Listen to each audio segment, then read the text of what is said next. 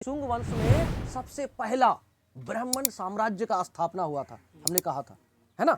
तो उसी ब्राह्मण साम्राज्य के बारे में हम लोग पढ़ेंगे। कहा जाता है मगध पर शासन करने वाला यह पहला गैर क्षत्रिय राजवंश था। गैर क्षत्रिय मतलब पहले क्षत्रिय लोग राजा होता था, लेकिन उसके बाद आया कि ब्राह्मणों का भी ये बात कहने को आ गया कि भाई हम पुरोहित होके राजाओं को शपथ दिलाते हैं, सब कुछ कराते हैं। उन लोगों के मन में भी आया कि हम भी सत्ता हासिल करें। तो पहला ब्राह्मण यानी गैर क्षत्रिय राजवंश कौन था? तो आप कहोगे शुंग वंश था, है ना। और इसका शासक शुंग वंश का ऐसा कौन था जो संस्थापक था? शुंग वंश का संस्थापक कौन था? यस यस यस, बोलिए बोलिए बोलिए। पुष्यमित्र शुंग। पुष्यमित्र शुंग कौन था? पुष्यमित्र शुंग। इन्होंने अपनी राजधानी पाटलिपुत्र बनाई, जबकि द्वितीय राजधानी विदिशा को बनाया। विदिशा का पुराना नाम बेसनगर यानी मध्य प्रदेश। बेसनगर कहाँ है? मध्य प्रदेश था, है ना। पुष्यमित्र शुंग एक कट्टर ब्राह्मण था। कैसा था?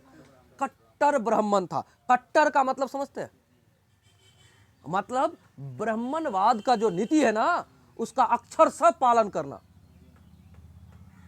उसको कहते हैं कट्टर ब्राह्मण। अगर हम कहें कट्टर मुस्लिम, तो इसका मतलब धर्म के प्रति जो बातें हैं उसको एकदम अक्षरशः पालन करना ना। हाँ, एकदम जो है जैसा अक्षरशः पालन करेगा, धर्म धार्मिक ग्रंथ में जो लिखा है उसी को पालन करेगा वो। आगे सुनिए, कहते हैं यह 36 वर्षों तक शासन किया, जबकि इस वंश का शासन 112 वर्षों तक चला। कितने वर्षों तक चला? 112 वर्षों तक चला। और इन्होंने कितने वर्षों तक शासन किया? पुष्यमित्र शुंग, तो आप कहोगे 36 वर्षों तक शासन किया। भारत में पुनः वैदिक धर्म की स्थापना करने का श्रेय पुष्यमित्र शुंग को जाता है। क्या बोले हम? सबसे पहले आप ऐसे समझिए, हमने कहा आपको कि ब्राह्मण क्या पढ़ रहे हैं हम लोग? ब्राह्मण साम्राज्य क्या पढ़ रहे हैं? साम्राज्य। साम्राज्य की साम्राज्य, साम्राज्य होता है, साम्राज्य नहीं, साम्राज्य भी होता है। लेकिन तो ब्राह्मण साम्राज्य में हम लोग क्या पढ़ रहे हैं? कहा जा रहा है कि पुष्यमित्र शुंग कौन है?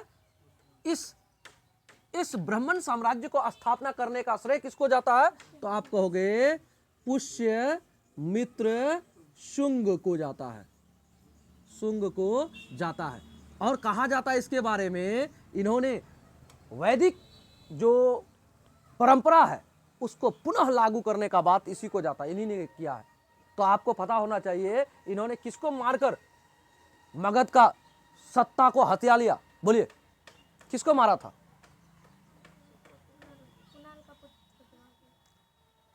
आपको हमने बताया था कि इसका पोता था, इसका क्या कहता, अशोक का दशरथ। और दशरथ के बाद सबसे अंतिम एक शासक हुआ जिसको मारकर इन्होंने क्या किया? ब्राह्मण वंश का शासन, ये बृहद्रथ की हत्या किया था। किसको मारा था? बृहद्रथ को मारा था। तो अंतिम शासक भी था कौन? बृहद्रथ। ठीक है, तो अब सुनिए इसके बारे में इन्होंने क्या क्या किया है। कहता है ये 36 वर्षों तक शासन किया। कितने वर्षों तक? 36 वर्षों तक। लेकिन ये साम्राज्य, ये शुंग वंश, ब्राह्मण साम्राज्य में ये जो शुंग वंश था, शुंग वंश, ये शुंग वंश कितने वर्षों तक चला? तो आप कहोगे 112 वर्षों तक चला। कितने वर्षों तक चला? आप कहोगे 112 वर्षों तक चला। अब आगे सुनिए, पुष्यमित्र शुंग को बौद्ध धर्म का विरोधी शासक माना जाता है। क्या माना जाता है? बौद्ध धर्म का विरोधी शासक माना जाता है। और कहा जाता है, सुनिए, कहा जाता है इसका प्रमाण दिव्य वादान से प्राप्त होता है। हालांकि इनके काल में कई बौद्ध विहार का भी निर्माण हुआ। पुष्यमित्र शुंग के समय काल में कई बौद्ध विहार का निर्माण तो हुआ, लेकिन सबसे बड़ा विरोधी माना जाता है इसको बौद्ध धर्म का। अगर विरोधी नहीं होगा तो फिर ब्राह्मण धर्म का उत्थान कैसे होगा? बात समझ रहे हैं? अब आगे सुनिए, इसने बहुत सारे बौद्ध स्तूपों तथा मठों को ध्वस्त कराया था। बहुत सारे स्तूपों और मठों का विनाश करवा दिया था। किसने? पुष्यमित्र शुंग ने, है ना।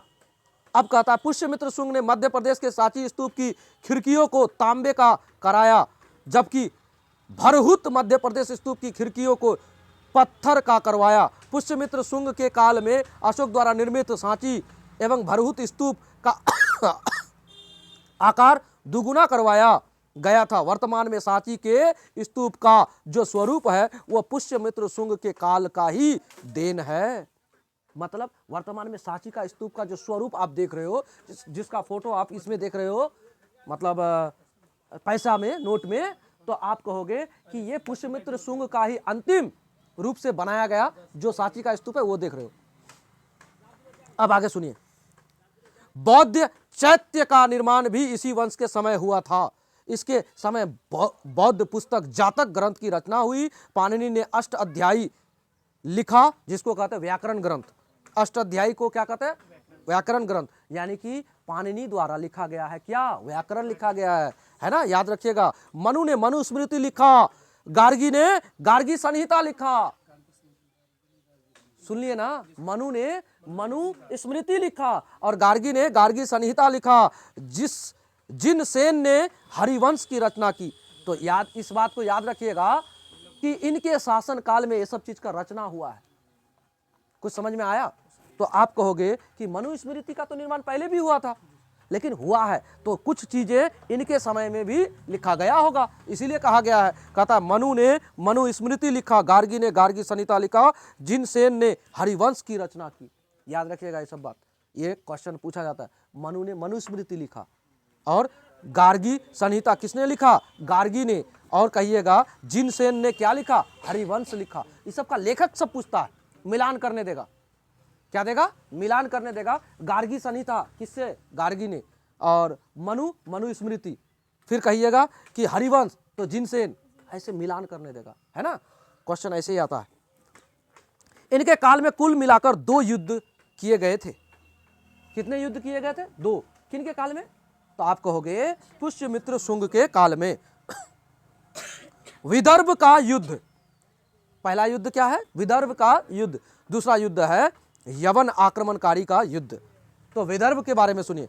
विदर्भ बरार में चल रहे उत्तराधिकारी के युद्ध का लाभ उठाकर पुष्यमित्र शुंग ने अग्निमित्र के नेतृत्व में सेना भेजा, जिसमें अग्निमित्र विजयी हुए।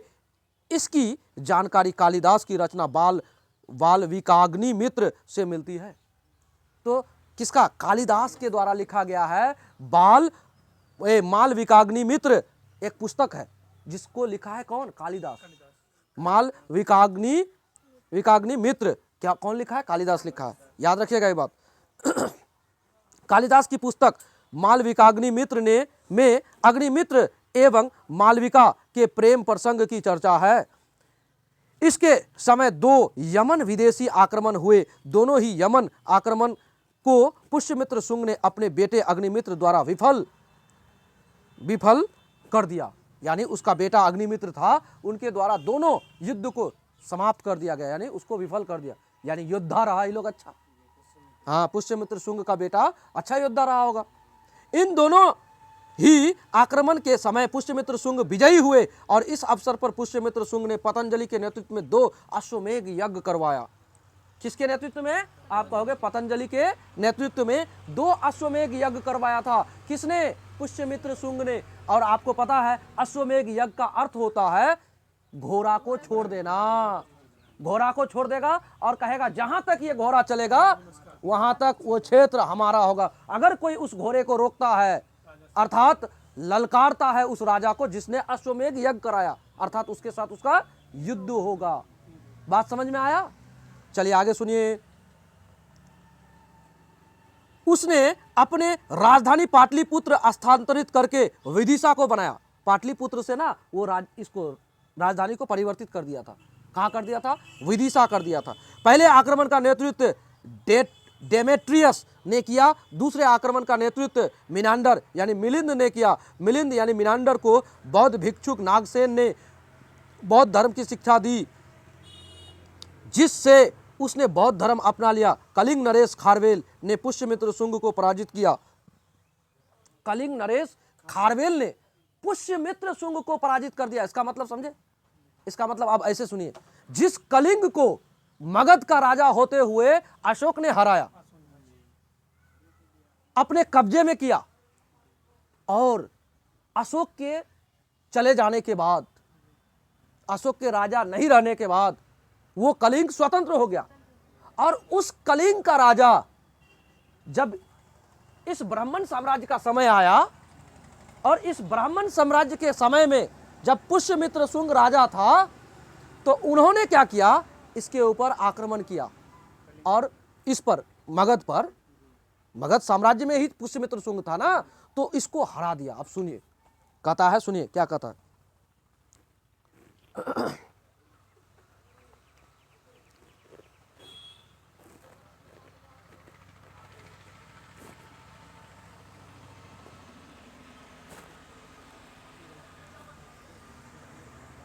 सुनिए, यहां दिया है, कलिंग नरेश खारवेल, कलिंग का राजा खारवेल ने पुष्यमित्र शुंग को पराजित कर दिया था।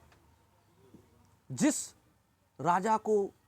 राजा को हराया अशोक, वहां का राजा अब देखिए मगध के राजा को हरा रहा है, उल्टा हो रहा है। ऐसा होता है, ऐसा सृष्टि में, संसार में ऐसा होता है। कभी नाव पे गाड़ी, गाड़ी पे नाव, ऐसा नहीं सुने हो कहावत, वही हो गया।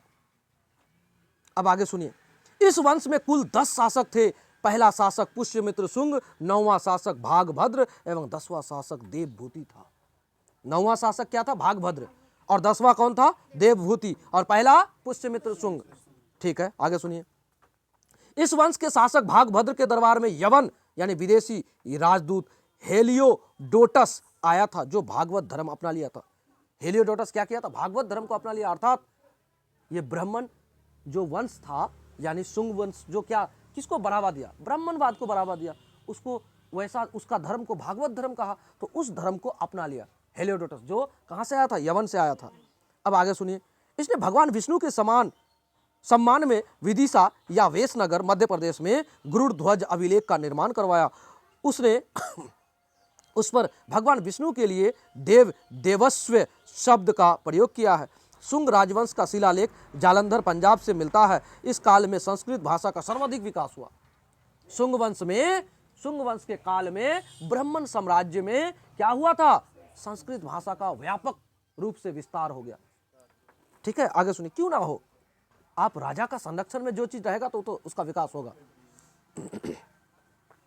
अब आगे सुनिए, शुंग वंश के काल की अर्थव्यवस्था जातक ग्रंथ एवं मिलिंद पन्नहों नामक पुस्तक से मिलता है। इस वंश के 10वें एवं अंतिम शासक देवभूति थे, जिनकी हत्या उन्हीं के मंत्री वासुदेव ने कर दी। देवभूति की हत्या कौन किया? वासुदेव। देवभूति की हत्या कौन किया? वासुदेव। और वासुदेव जानते हो कौन था? नहीं, कण्व वंश का शासक था। उन्होंने ही कण्व वंश स्थापित कर दिया देवभूति को मारकर। तो सुनो, कहता है, इस वंश के 10वें एवं अंतिम शासक देवभूति थे, जिनकी हत्या उन्हीं के मंत्री वासुदेव ने कर दी। उन्हीं का मंत्री था वासुदेव, उन्होंने उसको मार दिया। मार के क्या किया? और उसके स्थान पर कण्व वंश की स्थापना कर दी। किसकी? कण्व वंश की स्थापना कर दी। अब बताइए, शुंग वंश के बाद यानी मौर्य वंश के बाद कौन आया? मौर्य वंश के बाद आया शुंग वंश। कौन आया? शुंग वंश, याद रहना है। और उसके बाद कौन आया? तो नंद वंश। कौन आया? नंद वंश। और इसको मौर्य वंश का संस्थापक कौन था? बोलिए बोलिए बोलिए बोलिए। चंद्रगुप्त मौर्य। चंद्रगुप्त मौर्य। और इसका शुंग वंश का तो आप कहोगे पुष्यमित्र। पुष्य ऐसे लिखो, पुष्य ऐसे होगा ना, पुष्यमित्र शुंग, याद रहेगा? अच्छा, इसका शासक कौन था? वासुदेव कण्व। वासुदेव कण्व, याद रहेगा? बात समझे? मौर्य वंश चंद्रगुप्त मौर्य किसको मारा था? तो आप कहोगे घनानंद को। अच्छा, पुष्यमित्र शुंग किसको मारा था? बृहद्रथ को। और वासुदेव कण्व किसको मारा था? बोलिए बोलिए बोलिए, अभी बताए। देवभूति था ना? क्या नाम था? देवभूति। अब ये तो पता है देवभूति, बोल नहीं पा रहे हैं आप लोग। तो इसने किसको मारा? घनानंद को।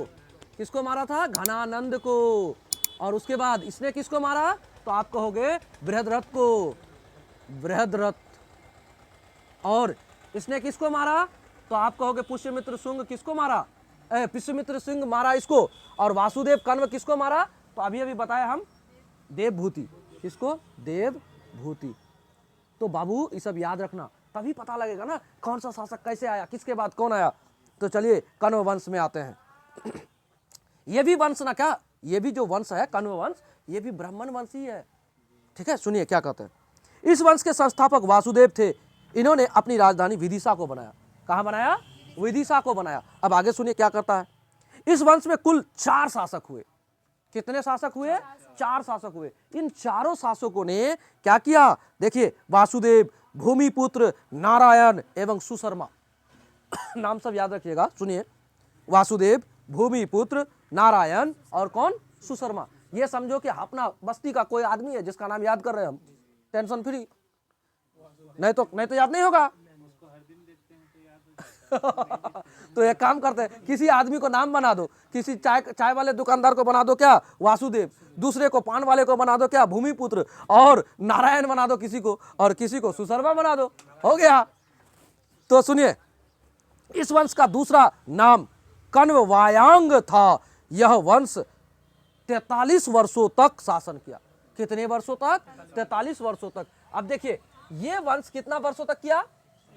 उसके बाद इस वंश के बाद कौन सा वंश आया? आपने कहा कि सर नंद वंश आया। कौन सा वंश आया? नंद वंश। इतने कितने वर्षों तक ये शासन किया? तो आप कहोगे 43 ईयर्स, है ना। इतने वर्षों तक शासन किया। आगे सुनिए। कण्व राजा को पुराण में शुंग मित्र के नाम से पुकारा जाता था। कण्व साम्राज्य पर पहला आक्रमण शकों का हुआ। किसका हुआ? शकों का हुआ। कण्व वंश पर पहला आक्रमण किसका हुआ? शकों का हुआ। ये ब्राह्मण जाति के थे। किस जाति के थे? ब्राह्मण जाति के थे। इस वंश में सर्वाधिक समय तक शासन करने वाला शासक भूमिपुत्र था, जो 14 वर्ष तक शासन किया। बताइए, सबसे ज्यादा वर्षों तक शासन किया कौन? भूमिपुत्र, जो सबसे ज्यादा वर्षों तक शासन किया, 14 वर्ष। जबकि सबसे ज्यादा हुआ कैसे? लेकिन 4 शासक था ना, इसीलिए सबसे ज्यादा हुआ। उन चारों में सबसे ज्यादा वर्षों तक इन्होंने शासन किया है। अब आगे सुनिए। इस वंश का अंतिम अयोग्य एवं दुर्बल शासक सुशर्मा था। कौन था? अयोग्य भी था और अंतिम भी था। कैसा था? सुशर्मा। सुशर्मा नाम का जो शासक था ना, वो अंतिम था और अयोग्य था। किस वंश का? आप कहोगे नंद वंश का। अब सुनिए, जिसकी हत्या उसके मंत्री सिमुक, आंध्र राजा सिमुक ने 30 ईस्वी पूर्व में कर दी और इसके स्थान पर सातवाहन वंश का स्थापन हो गया। अब देखिए, इसका अंतिम शासक कौन था? सिमुक था। कौन था? आपको सुशर्मा था। सुशर्मा था ना, सिमुक थोड़े था। सुशर्मा अंतिम शासक था। कौन था? सुशर्मा। सुशर्मा। और जानते हो सुशर्मा को मारा कौन? सुशर्मा। सुशर्मा को मारा, अभी तो बताए, सिमुक। कौन मारा? सिमुक मारा। सिमुक। और सिमुक इसको मार के कौन सा साम्राज्य का ही किया? ये कर दिया सातवाहन वंश का स्थापना। कौन सा वंश? सातवाहन वंश। कौन सा वंश का स्थापना किया? सातवाहन। तो सातवाहन वंश का स्थापना कौन किया? तो आप कहोगे सिमुक। किसको मारा था? तो कहोगे कण्व वंश का अंतिम शासक था सुशर्मा। कौन था? कण्व वंश का अंतिम शासक था सुशर्मा। और सुशर्मा को मारने वाला व्यक्ति सिमुक था, है ना। सुशर्मा कौन था? तो आप कहोगे सुशर्मा कण्व वंश का, नंद वंश का, है ना। वासुदेव कण्व के ही इसमें वंशज में आया ना। तो ये मतलब नंद वंश का क्या था? अंतिम शासक था, जो अयोग्य था और कमजोर था। इसको मारने वाला सिमुक था, जिन्होंने सातवाहन वंश की स्थापना कर दी। कब मारा? 30 ईस्वी पूर्व में। कब मारा? 30 ईस्वी पूर्व में, है ना। कब मारा? आप कहोगे 30 ईस्वी पूर्व में। 30 ईस्वी पूर्व में, यानी ईसा मसीह के जन्म से 30 वर्ष पहले की बात हो रही है। सुन लीजिए, आगे चलिए। अब आता है सातवाहन वंश, जिसको प्रतिष्ठान कहते हैं। और जानते हैं कब से कब तक चला सातवाहन वंश? कहा जाता है 30 ईस्वी पूर्व से लेकर 250 एडी तक।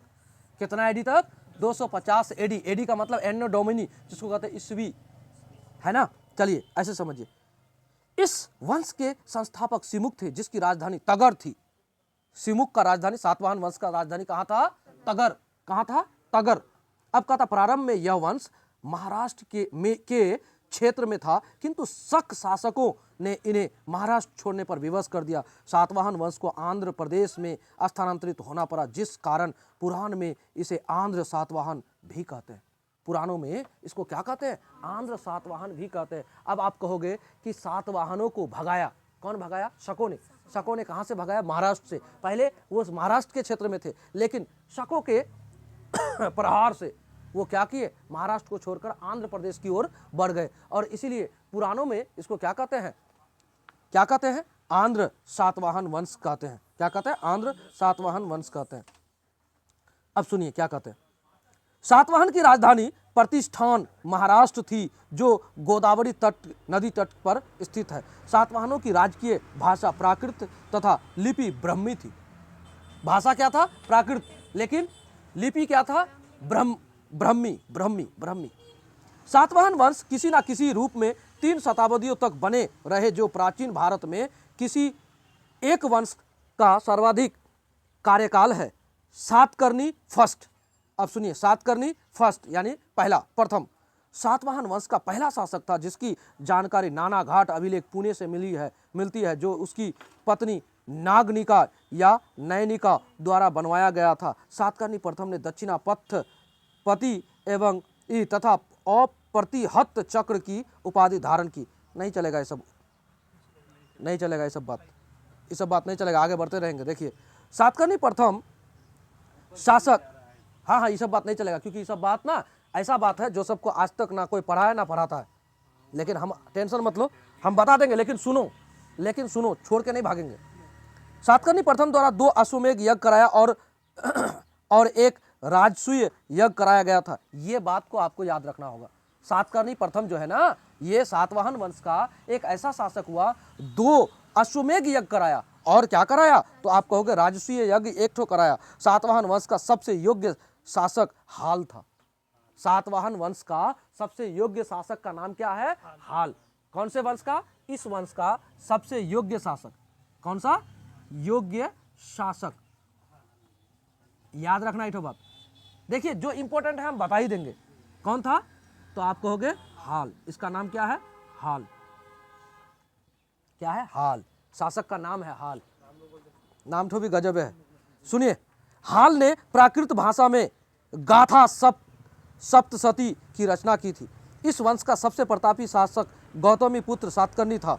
इस वंश का सबसे प्रतापी जो शासक था गौतमी पुत्र सातकर्णी, यानी कि इसका मतलब समझ रहे हो? उस जमाने में ये सातवाहन वंश में मातृ प्रधान बातें चलती थी, मातृसत्तात्मक बातें चलती थी। सातकर्णी पुत्र, गौतमी सातकर्णी पुत्र, ऐसा जो कह रहा है गौतमी पुत्र सातकर्णी पुत्र, इसका मतलब समझो, जैसे पिता का नाम नहीं लेके माता का नाम ले रहा है, इसका मतलब है ये वंश मातृसत्तात्मक वंश चल रहा था। बात को समझे? आपको पता होना चाहिए ये मातृसत्तात्मक वंश था, तब ना ऐसा बोला है। आगे सुनिए, शायद इसके बारे में कुछ और भी होगा। देखिए, इस वंश का सबसे प्रतापी राजा गौतमी पुत्र सातकर्णी था। इसके समय नासिक के शक शासक नहपान ने आक्रमण कर दिया, किंतु गौतमी पुत्र सातकर्णी ने उसे पराजित कर दिया। इसकी जानकारी महाराष्ट्र के नासिक जोगल थम्बी से मिले हैं सिक्कों से मिलती है, जिसके एक ओर गौतमी पुत्र सातकर्णी और दूसरी ओर नहपान का नाम है और चित्र अंकित है, जिससे पता चलता है कि गौतमी पुत्र सातकर्णी ने शक शासक नहपान को हराया था। सिक्का सबसे पता चला कि गौतमी पुत्र सातकर्णी ने क्या किया था? नहपान को हरा दिया था, जो शक शासक था उसको हरा दिया था। अब सुनिए क्या कहता है। गौतमी पुत्र सातकर्णी ने बौद्ध संघ को अज काल किए तथा कार्ले के भिक्षु संघों को करजक नामक ग्राम दान दिया था। अब बताया कि गौतमी पुत्र सातकर्णी ने क्या किया था? बौद्ध संघ को, किसको? बौद्ध संघ को अज काल किए तथा कार्ले के भिक्षु। अब सुनिए, ये जो नाम बोला तो इसके बारे में क्या कहता है? ये बौद्ध संघ का क्या था? भिक्षुक था। तो इन भिक्षुकों को क्या किया था? एक करजक नामक ग्राम मतलब गांव, एक गांव था, उसको दान कर दिया। इसका मतलब समझ रहे हैं? उस गांव का जितना टैक्स वगैरह होगा जो राजा वसूली करते थे, वो राजा को नहीं मिलके उस संघ को मिल जाएगा, बौद्ध संघ को, ताकि उनका मतलब रहन सहन चले किसी प्रकार में, क्योंकि वो लोग तो कुछ करते नहीं थे ना। अब सुनिए, गौतमीपुत्र सतकर्णी ने सातवाहन वंश की खोई हुई प्रतिष्ठा को पुनः लौटाया। इस वंश का अगला शासक वशिष्ठ पुत्र पुलमावी था। इसके समय पुनः उज्जैन के शक ने आक्रमण किया। इस बार शक वंश की ओर से आक्रमण का नेतृत्व रुद्रदामन कर रहा था। रुद्रदामन ने वशिष्ठी पुत्र पुलमावी को पराजित कर दिया, किंतु दोनों के बीच वैवाहिक संबंध स्थापित हो गए। इन्होंने आंध्र प्रदेश पर विजय प्राप्त कर प्रथम आंध्र सम्राट की उपाधि धारण किए। पुलमावी ने अमरावती स्थित बौद्ध स्तूप की किलेबंदी करवाया। इस वंश का अंतिम शासक यज्ञश्री सातकर्णी था। इसके सिक्के पर जहाज का चित्र अंकित है।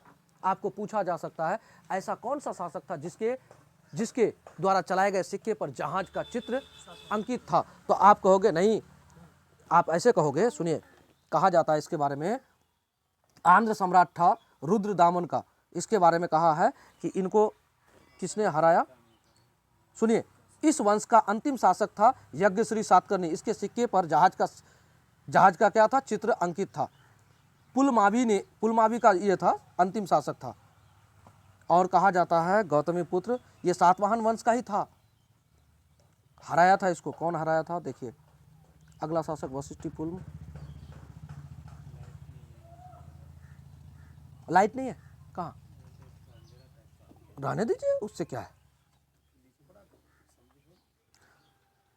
अब सुनिए, सातवाहन वंश ने उत्तर और दक्षिण भारत के बीच सेतु का काम किया था।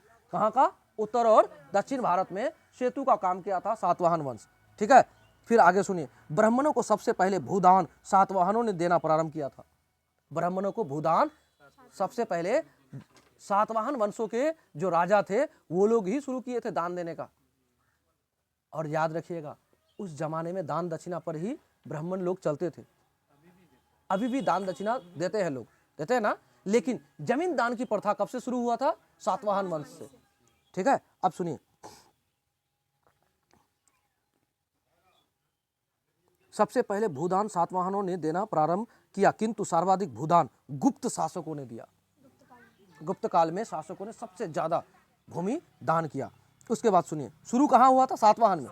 और सबसे ज्यादा कब हुआ? तो आप कहोगे गुप्त काल में, है ना। अब सुनिए, वेतन के बदले भूमि देने की सामंती व्यवस्था सातवाहन ने प्रारंभ किया, किंतु सर्वाधिक प्रयोग गुप्त राजाओं ने किया। इस वंश के समय गांव के प्रधान को गौमलिक कहा जाता था। इस वंश में दक्कन के क्षेत्र में कपास फसल उगाया जाता था। सातवाहन समाज मातृसत्तात्मक था। हमने आपको पहले कह दिया कि सातवाहन समाज क्या था? मातृसत्तात्मक। कैसे पता लगा? कि सभी शासकों के पहले उसके माता का नाम, पिता के जगह पर माता का नाम था, तो आप स्पष्ट कर दिए कि सातवाहन वंश क्या था? मातृसत्तात्मक था। आपको ऐसा पूछा जा सकता है, ये कुछ ना कुछ अलग हुआ ना अन्य वंशों से, तो ऐसा पूछा जा सकता है निम्न में से कौन सा वंश मातृसत्तात्मक था? ऐसे कह दिया और दे दिया मौर्य वंश, शुंग वंश, नंद वंश, सातवाहन वंश। हो जाएगा, हो गया, समझ गए। चलिए आगे सुनिए, आगे बढ़ते हैं। यहां नाम के पहले माता का नाम लिखा जाता था, किंतु राजा पुरुष ही होता था। राजा कौन होता था? पुरुष होता था, लेकिन नाम के पहले मां का नाम लिखा जाता था। इसका मतलब समझे, माता को उस काल में और ऊंचा दर्जा दिया गया है। कितना अच्छा बात है ना। आगे सुनिए, इस समय सीसा के सिक्के का प्रयोग हुआ था। सीसा के सिक्के का प्रयोग हुआ था सातवाहन वंश में। याद रखिएगा ये बात। आपको कहा जा सकता है, ऐसे दे देगा, निम्न में से किस वंश के समय काल में सीसा के सिक्के का प्रचलन हुआ था? तो ऐसा ही दे देगा, चाठो वंश। तो आपको फिर जवाब देना होगा सातवाहन वंश। देखिए, इस वंश में कुछ कुछ खास बात हुआ है, खास बात हुआ ना। ये दोनों बात तो सीसा का, अब सीसा का सिक्का होता है, देखो चलाया है वो। चांदी के सिक्के को करसापन, चांदी के सिक्के को करसापन मौर्य काल में भी कहा गया था, है ना। अब सुनिए, तथा सोने के सिक्के को सुवर्ण कहते थे, लेकिन उसमें क्या कहते थे? निष्क कहते थे। मौर्य काल में निष्क कहते थे, लेकिन यहां सुवर्ण कहते हैं। ठीक है, आगे सुनिए। सुवर्ण से आप कल क्लियर याद भी रखोगे, है ना। हाँ, वंश तो याद रखना, सातवाहन वंश। अब आगे सुनिए, सातवाहन साम्राज्य के भूमि गोदावरी नदी घाटी में थी, जिस कारण यह अत्यधिक उपजाऊ था। सातवाहन वंश के जो क्षेत्र था, उस क्षेत्र में सबसे बड़ी नदी था गोदावरी नदी। तो गोदावरी नदी घाटी क्षेत्र में इस सातवाहन वंश का जो क्षेत्र पड़ा, इसीलिए इनका जो जमीन था ना बहुत उपजाऊ था। और जिस कारण सातवाहनों का क्या हुआ, सातवाहनों का मतलब तरक्की होना ज़्यादा संभव हुआ। जैसे आपको पता होना चाहिए मगध साम्राज्य क्यों फला फूला, तो उसका कारण था कि मगध साम्राज्य के क्षेत्र में गंगा का प्रदेश था, गंगा का उपजाऊ जमीन था, है ना। नदियों के कारण उपजाऊ जमीन बनता है। अब आगे सुनिए, ऐसा कहा जाता है कि सातवाहन काल की भूमि उस समय के सबसे उपजाऊ भूमि थी। समझ में आ गया, सबसे उपजाऊ भूमि होने का कारण। अब सुनिए, जब भी आप नदी घाटी को पढ़िएगा तो आपको एहसास होगा कि नदी घाटी हमेशा से, शुरू से, मतलब प्राचीन काल से ही कहा जाता है नदी घाटियों के समीप ही लोग बसे हैं, सभ्यताओं का विकास हुआ है। कारण नदी घाटी क्या करता है, कहीं ना कहीं से मिट्टी को बहा के ले आता है और वो ढीला ढाला मिट्टी कहीं छोड़ के चले जाता है। बरसात में खूब पानी आता है, वो लेके आता है और छोड़ के चले जाता है। तो इससे क्या होता है, जिस जगह पर मिट्टियाँ नया छोड़ के जाता है उस जगह पर खेती ज़्यादा होता है। याद रखिएगा, जिस क्षेत्र में प्रति वर्ष बाढ़ आता है उस क्षेत्र में खेती भयानक होता है, जबरदस्त उत्पादन होता है। आपको पता होना चाहिए कि बांग्लादेश में प्रति वर्ष बाढ़ आता है, प्रति वर्ष बाढ़ आता है। नहीं, बिहार में कुछ हिस्से में आता है, बिहार में कुछ हिस्से में प्रतिवर्ष बाढ़ और कुछ हिस्से में प्रतिवर्ष सूखा। लेकिन बांग्लादेश की बात हम बोल रहे हैं कि वहां प्रतिवर्ष बाढ़ आता है, तो क्या उसको तो बर्बाद हो जाना चाहिए? नहीं, उस जगह पर इतना भयानक जूट की खेती होती है ना, बहुत ज्यादा जूट की खेती होती है उस जगह पर, है ना। अब आते हैं, हमारा एक तरह से ब्राह्मण साम्राज्य जो है समाप्त हो गया। अब हम लोग क्या देखिए, ब्राह्मण साम्राज्य में हम लोगों ने क्या क्या पढ़ा। आपने पढ़ा शुंग वंश, आपने पढ़ा नंद वंश, आपने पढ़ा सातवाहन वंश, यहाँ तक खत्म। यानी ये तीनों वंश को ब्राह्मण साम्राज्य के अंतर्गत रखा जाता है। समझ में आ गया ना बात? याद रखिएगा ये बात, शुंग वंश, नंद वंश और सातवाहन वंश ये ब्राह्मण साम्राज्य के अंतर्गत आता है। अब हम लोगों ने इतना तो पढ़ लिया, अब आता है मौर्योत्तर काल। मौर्योत्तर काल का मतलब होता है मौर्य काल के बाद का समय, मौर्य काल के बाद का समय। तो आप कहोगे सर मौर्य काल के बाद तो हम लोग इसको पढ़ लिए, पुष्यमित्र शुंग को पढ़ लिए, वासुदेव को पढ़ लिए और सिमुक को पढ़ लिए, अर्थात सातवाहन वंश, नंद वंश, शुंग वंश, तीनों को पढ़ लिए। तो फिर इसको पढ़ना क्या है, ये एक्चुअल में यहाँ दिया है। इसका मतलब है कि इन शासकों से हट के जो बात है मौर्योत्तर में, कि मौर्य के बाद क्या है, तो उसको जानना है। और देखिए मौर्योत्तर में कितना कुछ दिया है, देख लेते थोड़ा सा, ज़्यादा नहीं है, 2-3 पेज है, लेकिन 1 पृष्ठ, 2 पृष्ठ, 3 पृष्ठ, 3 पृष्ठ है, लेकिन पढ़ना जरूरी है। कुछ बातें हैं स्पेशली, इस ऐसे चीज़ों को लोग छोड़ के तब भागते आगे, लेकिन इसको छोड़ के भागना नहीं है। यहीं से क्वेश्चन आएगा और नहीं तो पता लगा आप क्या कर लोगे, कहोगे आउट ऑफ सिलेबस हो गया। हाँ, ऐसा हो जाता है, क्योंकि हम लोग ना एक हिस्ट्री को छांट के जो बनाया गया जो हिस्ट्री है हम लोग उसी को पढ़ रहे हैं, तो फिर छोड़ के भागे क्यों? ये तो छांट के ही बनाया हुआ है। हाँ, नहीं तो आपको एनसीईआरटी जब आप पढ़िएगा तो 6 to 12 क्लास का एनसीईआरटी पढ़ना, और कितना मोटा हो जाएगा। अब 6, 7, 8, 9, 10, 11, 12 यानी 5, 2, 7 किताब पढ़िएगा, 7 हिस्ट्री पढ़ के तब जाके आपका एनसीईआरटी कंप्लीट होगा 6 to 12। तो हम लोग उसी को छांट के, ये जो बुक पढ़ रहे हैं तो छांट के इसमें दिया हुआ है, तो हम लोग उसी को पढ़ रहे हैं। अगर इससे भी गहराई में पढ़िएगा तो पेज टू पेज बाबू आपको एनसीईआरटी पढ़ना होगा, और उसमें समय भी देना होगा, लंबा समय। जैसे कोई बच्चा अभी 10th क्लास पास कर ले और उसके बाद एनसीईआरटी शुरू कर दे पेज बाय पेज पढ़ना, तो उसको आईएएस के लिए पेज बाय पेज पढ़ो, आईएएस के लिए काम दे देगा पूरा, आईएएस के लिए पूरा काम दे देगा। लेकिन आजकल के बच्चे बड़ा तेज होते हैं, शॉर्टकट में पूरा दुनिया जीतना चाहते हैं, और जो शॉर्टकट में जाते हैं वो जीत नहीं पाते। केवल चाहत तो कर लेते हैं, चाहत तो लोगों का बहुत होता है, लेकिन होता नहीं है। और जो भी आज तक किए हैं, कामयाबी हुआ है, उसको मेहनत करना पड़ा है। उससे आप पूछिए या पता कीजिए कि कामयाब लोगों का इंटरव्यू देखिए, तब जाके आपको एहसास होगा कि कितना दर्द झेल के लोग कामयाब होते हैं। क्या है? मौर्योत्तर काल। कौन सा काल है? मौर्योत्तर काल, यानी मौर्य काल के जस्ट आगे वाला काल। ये सब मत करो, है ना, नहीं। सुनिए, अब कहता है, अंग्रेजी में कहता है पोस्ट मौर्यन पीरियड। मौर्य काल के पतन के बाद मगध छोटे छोटे टुकड़ों में बट गया। तो ये बात जानना होगा ना, कब कटा, कब पतन हुआ, तो आप जानिएगा ये मौर्योत्तर काल होगा, मतलब मौर्य काल के पतन के बाद का बात हो रहा है। और कोई भी योग्य शासक नहीं रहा, जिसके कारण विदेशी आक्रमणकारियों को भारत एक अवसर की तरह दिखने लगा। मतलब विदेशी आक्रमणकारी सब अब डरता ही नहीं है। तो अब नहीं रहा वैसा दिन जो यहाँ से वहाँ तक साम्राज्य था, जिसको देखकर क्या कहता है, सिकंदर का जो एक ये था, अरे उसकी चंद्रगुप्त मौर्य जिसकी बेटी को शादी किया था, क्या नाम था उसका, नाम भूल गए? हाँ, सेल्यूकस निकेटर। सेल्यूकस निकेटर भी हार गया। वैसा देख के अब जिस सेना को देखकर सिकंदर की सेना डर जाए, जिसकी सेना देखकर, वैसे शासक हुए हमारे भारतवर्ष में।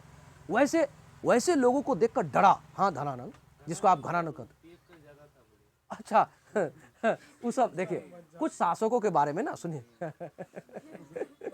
आपको हम बता दें, सुनिए मेरी बात सुनिए, हम आपको स्पष्ट कर दे ये बात, आपको लगेगा ये बात कि क्या किस शासक में बुराइयां ना हो, ऐसे शासक को ढूंढना मुश्किल हो जाएगा।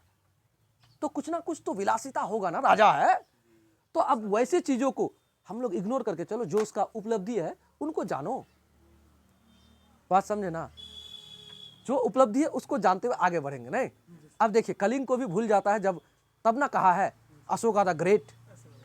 कलिंग युद्ध को भी भूल जाता है तब भी कहता है अशोका द ग्रेट। कारण है उन्होंने किया, ऐसा किया। भले वो लाखों लोगों को मार दिया, उसके बावजूद मार दिया, लेकिन उसके बावजूद अशोका द ग्रेट कहता है ना। शेरशाह सूरी के बारे में अगर आप सही से पढ़ लोगे तो आप कहोगे शेरशाह सूरी के जैसा घटिया इंसान कोई नहीं था। लेकिन उसके कार्यों को देखते हुए लोग क्या कहते जानते हैं? शेरशाह सूरी महान शासकों में गिना जाता है। क्यों? उन्होंने आज का वर्तमान का NH1 NH2 जो रोड है ना, उन्होंने ही बनवाया था। उन्होंने डाक व्यवस्था को ऐसा चलाया कि लोग देखते रह गए कि ऐसा भी हो सकता है। हाँ, हो सकता है। तो कुछ कार्यों को देखकर ना राजाओं के कुछ गलतियों को भूल जाता है लोग। तो वैसे चीजों को हम लोग पीछे करो और जो अच्छी बातें हैं उसको लेकर आगे बढ़ो, है ना। तो सुनिए, जिसके कारण विदेशी आक्रमणों को भारत एक अवसर की तरह दिखने लगा। मौर्योत्तर काल के बाद भारत पर 4 विदेशी आक्रमण हुए। कितने? 4 विदेशी आक्रमण हुए, जिसमें कहता है इंडो ग्रीक। इंडो ग्रीक का मतलब होता है हिंद यवन। क्या होता है? हिंद यवन। हिंदी में ही याद रखो, नहीं तो इंडो ग्रीक इंग्लिश में याद रखो, पता लगा हिंदी में आ गया तो टेंशन हो गया। तो हिंदी इंग्लिश दोनों को दिमाग में रखना है। इंडो ग्रीक पहला, और दूसरा शक जिसको कहता है सीथियन, और तीसरा है पहलव जिसको कहता है पार्थियन, और चौथा है कुषाण। चौथा है कुषाण। अब सुनिए,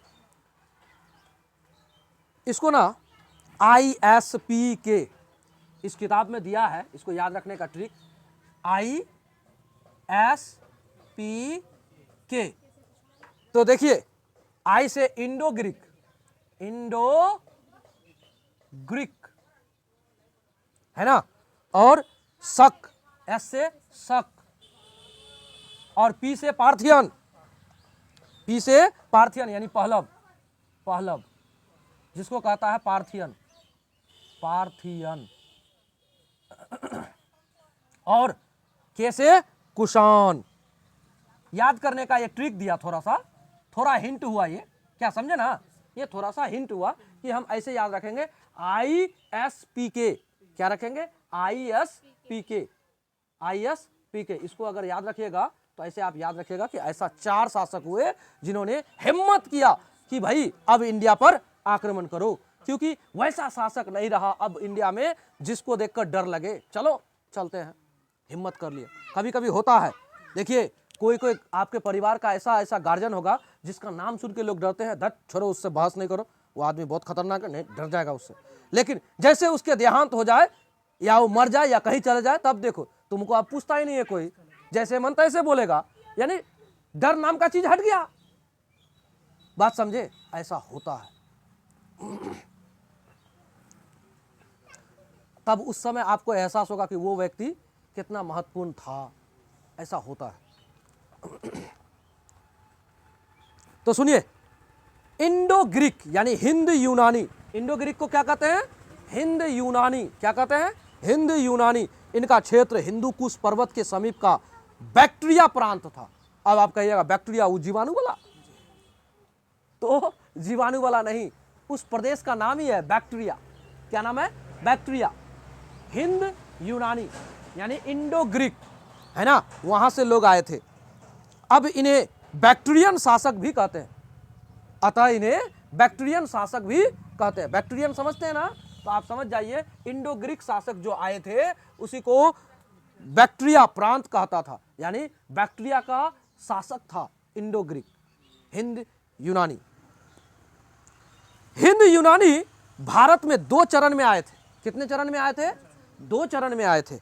एक है प्रथम चरण जिसको कहता है डेमोट्रियस ने लगभग 183 ईस्वी पूर्व में पश्चिमोत्तर भारत पर आक्रमण करते हुए पंजाब एवं सिंध प्रांतों को जीत लिया। किसको किसको जीता, पंजाब एवं सिंध को जीत लिया। फिर कहता है अपने जीते गए क्षेत्र की राजधानी साकल यानी सियालकोट, साकल यानी सियालकोट को बनाया और डेमोट्रियस वंश की स्थापना कर दिया। जो डेमोट्रियस वंश है ना, इसकी स्थापना कर दिया। किसने किया था, डेमोट्रियस ही आया था।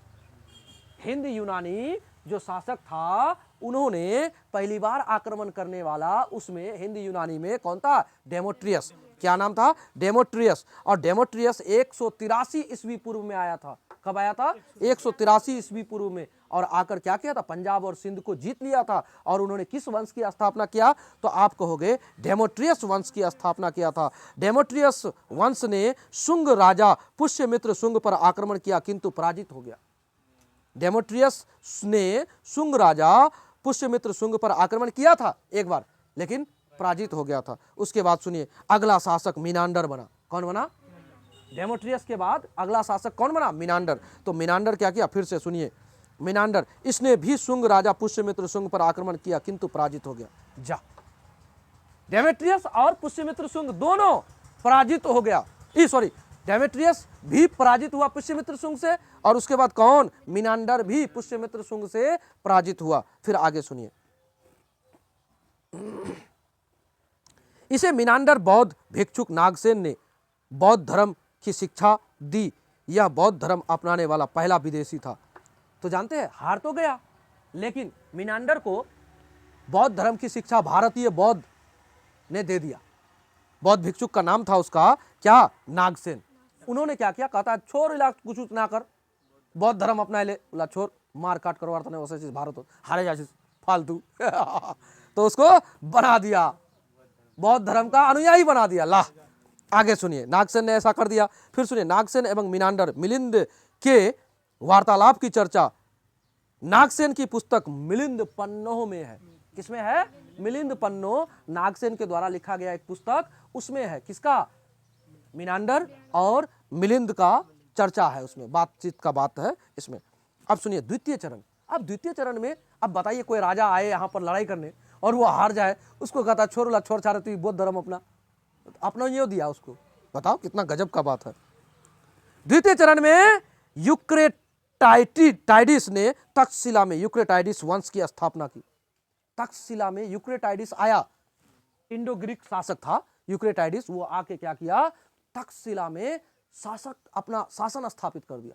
इसका मतलब है वो जीत गया। आगे सुनिए, इस वंश के शासक एंटियाल ने अपने राजदूत हेलियोडोरस को शुंग राजा भागवत के दरबार में मित्रवत संबंध स्थापित करने के लिए भेजा था। शुंग के दरबार में मित्रवत संबंध मतलब रिश्ता करने के लिए, मित्रता बढ़ाने के लिए अपना क्या राजदूत भेजा था। कौन भेजा था, एंटियाल ने भेजा था अपना राजदूत हेलियोडोरस को। हेलियोडोरस क्या था, उसका राजदूत था। किसका, एंटियाल का। ठीक है, नाम सब अटपटा होगा ही, विदेशी नाम है ना, थोड़ा बहुत नाम सब अटपटा होगा, और 2-4 बार सुनिएगा ना याद हो जाएगा। जैसे इतिहास के पिता किसको कहता है, आपको पता होना चाहिए, हेरोडोटस को। अब नामे तो उल्टा है तो है, याद हुआ ना, ठीक उसी प्रकार से सुनिए। हेलियोडोटस भागवत धर्म यानी विष्णु भगवान से प्रभावित होकर इस धर्म को अपना लिया। ले, हिंद यूनान का आदमी यानी इंडो ग्रीक आदमी आया भारत और इसने हमारे यहाँ के धर्म को इतना प्रभावित हुआ इस धर्म से कि इस धर्म को अपना लिया। अब आगे सुनिए। और इस धर्म के सम्मान में विदिशा यानी बेस नगर में गुरु ध्वज अभिलेख बनवाया। यह किसी राजदूत का एकमात्र व्यक्तिगत अभिलेख है। क्या है? किसी राजदूत का एकमात्र व्यक्तिगत अभिलेख है। फिर आगे सुनिए। यूक्रेटाइडिस वंश के अंतिम शासक हर्मियस थे। यूक्रेटाइडिस वंश का अंतिम शासक कौन था? तो आप कहोगे कौन था? हर्मिस था। हर्मियस कहता है उसको, तो हर्मिस भी कहा जाएगा अंग्रेजी में। हाँ, यूक्रेटाइडिस का। अब कहता हिंद यूनानी की विशेषता। आखिर इसका क्या विशेषता है? अच्छा, यूनान यानी कि ग्रीक, यूनान यानी कि ग्रीक। हाँ, अब सुनिए। ये यवन से आकर भारत में बस गए, अतः इन्हें हिंद यूनानी कहते हैं। क्या कहते हैं? ये यूनान से आकर भारत में बस गए, इसलिए इन्हें क्या कहते हैं? हिंद यूनानी कहते हैं। इन्हें काली मिर्च बहुत पसंद थी, अतः काली मिर्च को यवन प्रिय कहा गया है। काली मिर्च को यवन प्रिय कहा गया। काली मिर्च किसको कहता है? काली मिर्च देखें, गोल मरीच ला जला कोची हमा बहुत झाल हो बेसी करे खाइस ना, गरम हो जावे। भारत में पहली बार चित्रयुक्त एवं लेखयुक्त सोने के सिक्के यूनानियों ने चलवाया था। चित्रयुक्त और लेखयुक्त यानी कुछ लिखा हुआ और चित्र वाला, फोटो वाला, किसने चलवाया था सिक्का? तो आप कहोगे हिंद यूनानियों ने चलवाया था। अच्छा, जिसे ड्रम कहा जाता था, यह खरोष्टी भाषा में लिखा गया है। यूनानियों ने भारत में खगोल, ज्योतिष, गणित तथा समय का गणना प्रारंभ किया। किस किस का? खगोल का, उसके बाद ज्योतिष का, और किसका? गणित का, और समय की गणना करना सिखा दिया। किसने? यूनानी ने। अब आगे सुनिए। भारतीय नाटक का विकास यूनानियों के द्वारा हुआ। किसका? भारतीय नाटक का विकास यूनानियों के द्वारा हुआ। फिर आगे सुनिए। भारतीय नाटक में पर्दा के लिए यूनानियों के द्वारा यवनिका शब्द का प्रयोग किया गया। इंडो ग्रीक शासन में मूर्ति निर्माण के क्षेत्र में एक नई शैली गांधार शैली का विकास हुआ। गांधार शैली, देखिए मूर्ति निर्माण की सबसे प्राचीन कला अगर कहो तो गांधार शैली, क्योंकि शुरुआत वहीं से हुआ। लेकिन हमारे देश में बहुत आयात में गांधार शैली में भी और मथुरा शैली में भी इसका मूर्तियों का निर्माण हुआ है। आपको मिलेगा ऐसा, अभी पढ़ाएंगे। तो आगे सुनिए। अच्छा, इसके बाद इंडो ग्रीक शासन में मूर्ति निर्माण के क्षेत्र में एक नई गांधार शैली का विकास हुआ और इस शैली में निर्मित प्रथम मूर्ति महात्मा बुद्ध की मूर्ति बनाई गई है। इसका मतलब समझे? महात्मा बुद्ध की इस शैली में प्रथम मूर्ति बनाई गई। किस शैली में? गांधार शैली में। किस शैली में? देखिए, गांधार शैली और मथुरा शैली, दो शैली है। तो इंडो ग्रीक लोग ने यानी यूनानी लोगों ने गांधार शैली का विकसित किया, विकास किया, और उन्होंने क्या किया? गांधार शैली में सबसे पहला बुद्ध का मूर्ति बना था। किसमें? किस शैली में? गांधार शैली में। बात को समझिए, एक बार फिर से बोल रहे हैं कि इंडो ग्रीक शासन में मूर्ति निर्माण के क्षेत्र में एक नई शैली गांधार शैली का विकास हुआ और इसी शैली में निर्मित प्रथम मूर्ति, इस शैली में निर्मित प्रथम मूर्ति महात्मा बुद्ध की बनाई गई। यानी ये गांधार शैली में बनाया गया पहला मूर्ति किसका था? महात्मा बुद्ध का था। समझ में आ गया? समझ में आ गया? अब आता है शक वंश, जिसको कहते हैं सीथियन वंश। क्या कहते हैं? सीथियन। अब सुनिए, इसको भी हम लोग यहाँ इस पेज को कंप्लीट कर लेते हैं, अच्छा रहेगा। मौर्योत्तर काल में भारत पर आक्रमण करने वाला दूसरा आक्रमणकारी शक यानी कि सीथियन था।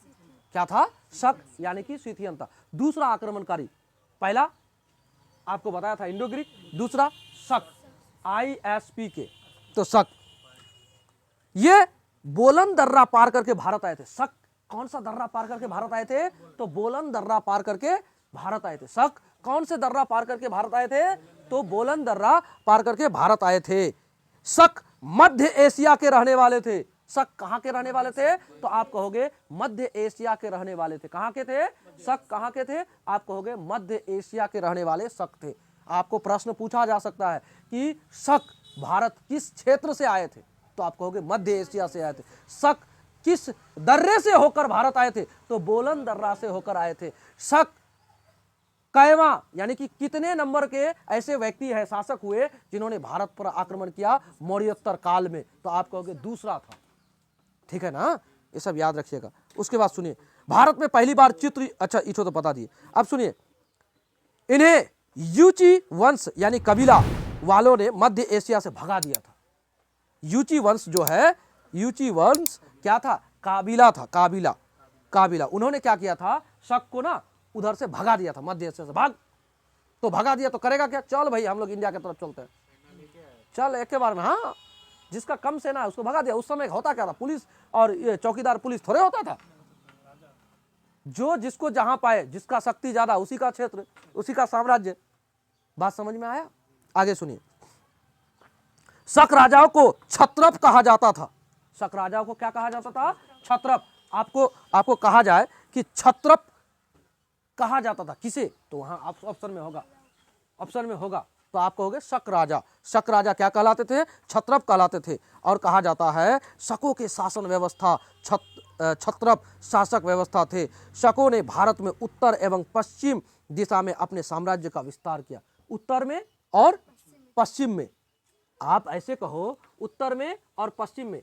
अगर ये ऐसे सिर है, ऐसे अगर सिर है, हाँ, तो ये उत्तर वाला क्षेत्र, ठीक है, ये उत्तर वाला क्षेत्र, और उत्तर का कौन सा, ये पश्चिम वाला क्षेत्र, ये सब क्षेत्र, इस सब क्षेत्र पर उन्होंने क्या किया, अपना साम्राज्य को कब्जा कर लिया। तो उस समय तो ऐसे था ना देश, तो ऐसे ऐसे ऐसे था, ऐसे था, ऐसे, ये तो देश था, हम लोग का देश तो अभी ऐसे है, ऐसे ऐसे ऐसे ऐसे ऐसे है। तो इठो जगह ये पाकिस्तान है, इधर से इठो अफगानिस्तान है, इठो पूरा तो हम लोग का ही देश था ना। ठीक है, तो उत्तर और कहाँ, पश्चिम में शकों ने अपना साम्राज्य का विस्तार किया था। अब सुनिए, शकों ने भारत में उत्तर एवं पश्चिम दिशा में अपने साम्राज्य का विस्तार किया। ये भारत में आकर 5 जगहों पर बसे थे। कंधार, अभी का वर्तमान में अफगानिस्तान, तक्षशिला पाकिस्तान, मथुरा यानी उत्तर प्रदेश, ये मथुरा का ये तो हिस्सा। उसके बाद फिर आता है उज्जैन यानी मध्य प्रदेश, ये हुआ उत्तर प्रदेश का, ये हुआ मध्य प्रदेश का, इठो जगह है। उसके बाद नासिक यानी महाराष्ट्र, इठो जगह, इठो इलाका, इठो इलाका महाराष्ट्र, महाराष्ट्र मुंबई। तो यानी कि ये लोग इस क्षेत्र में नहीं आया था, ये भारत का ये वाला हिस्सा, ये सब उत्तर वाला, ये दक्षिण वाला, पूरब वाला, ये सब इलाका में नहीं आया था। वो लोग यहाँ से इधरे था, इठो इलाका में था। यानी आधा ठो देश भी अभी का वर्तमान का नहीं था। लेकिन अगर कहो तो उस जमाने का आधा ठो देश हो गया। कैसे, इधर अफगानिस्तान है, इधर पाकिस्तान है, अच्छा खासा क्षेत्र ले लिया ना। तक्षशिला में शक वंश की स्थापना मेउस के द्वारा किया गया था। किसके द्वारा, मेउस के द्वारा। नाम क्या है, मेउस। तक्षशिला में शक वंश की स्थापना मेउस के द्वारा किया गया था। ठीक है, अब आते हैं इधर, तो सुनिए, मथुरा में शक वंश की स्थापना राजुल के द्वारा किया गया था। मथुरा में शक वंश की स्थापना किसके द्वारा किया गया था, राजुल के द्वारा। उज्जैन में शक वंश की स्थापना चेष्टक या यशोमती के द्वारा किया गया था। नासिक में शक वंश की स्थापना भूमक के द्वारा किया गया था। ये सब क्या है, ये सब आपको याद करना होगा। इससे मिलान वाला क्वेश्चन पूछेगा। किससे पूछेगा, तो आप इसको बनाओगे, कैसे बनाओगे, ऐसे बनाओगे, जैसे शक वंश की स्थापना करने वाला जगह और किस जगह पर शक वंश की स्थापना किसने किया, ऐसे। जैसे मथुरा में कौन किया, मथुरा में करने वाला शक वंश की स्थापना क्या था, राजुल। कौन था, राजुल। याद करोगे आप इसको। फिर उसके बाद उज्जैन में, उज्जैन, तो उज्जैन में कौन किया, तो आप कहोगे उज्जैन में चेष्टक। कौन किया, चेष्टक। उसके बाद नासिक में कौन किया, तो आप कहोगे नासिक में था भूमक। ये सब याद करना है। उसके बाद भूमक के बाद मथुरा के शासक राजुल को, अच्छा यहाँ तक ठीक है, राजुल को मालवा के शासक ने 57 BC में पराजित कर दिया और विक्रमादित्य की उपाधि धारण कर लिया। इस उपलक्ष्य में उसने 57 ईस्वी पूर्व में विक्रम संवत नामक कैलेंडर चलाया। विक्रम संवत आज भी चलता है, विक्रम संवत आज भी चलता है। तो किसको, मथुरा के राजुल को, यानी इसको हरा दिया था और क्या किया था, विक्रमादित्य का उपाधि ले लिया। और विक्रम संवत तब से चलाया है कौन, तो कहता है किसने हराया था, मालवा के शासक ने हराया था इसको, है ना। और क्या किया था उन्होंने, मथुरा का शासक था तो उन्होंने क्या किया, विक्रमादित्य का उपाधि ले लिया था। फिर आगे सुनिए, भारतीय संविधान का यह मूल कैलेंडर था किंतु 1957 में शक संवत को अपना लिया। 1957 में क्या किया, शक संवत को हम लोगों ने अपना लिया। कब अपनाया, 1957 में। शक संवत कब अपनाया गया, 1957 में। शक संवत कब अपनाया गया, तो आप कहोगे शक संवत, संवत कब अपनाया गया, 1957 में। लेकिन हम लोग का मूल जो संवत था क्या था, तो आप कहोगे विक्रम संवत। क्या था, विक्रम संवत, विक्रम संवत था। और कब चला था, 57 BC में। कब चला था, 57 BC में। BC का मतलब ईसा पूर्व, BC का मतलब ईसा पूर्व, है ना। तो कब अपनाया गया था, 57 BC में। क्या अपनाया गया था, आप कहोगे विक्रम संवत अपनाया गया था, विक्रम संवत, है ना, विक्रम संवत अपनाया गया था। और विक्रम संवत अपनाया गया तो इसको हटाकर कब, 1957 में शक संवत चलाया गया, ठीक है ना। तो हम लोग का जो मूल संविधान जो बना किस कैलेंडर के अनुसार बना है, विक्रम संवत के आधार पर चला है, ठीक है ना। चलिए आगे चलते हैं। याद रखिएगा ये बात, भारतीय संविधान का यह मूल कैलेंडर था किंतु 1957 में शक संवत को अपना लिया। ये बात इसमें दिया है स्पष्ट। नासिक के शक शासक नहपान ने सातवाहन शासक गौतमी पुत्र सातकर्णी पर आक्रमण किया किंतु पराजित हो गया। ये बात तो अभी भी हम बता के आए ना, सातवाहन वंश में हम लोग इस बात को अभी भी जान के आए।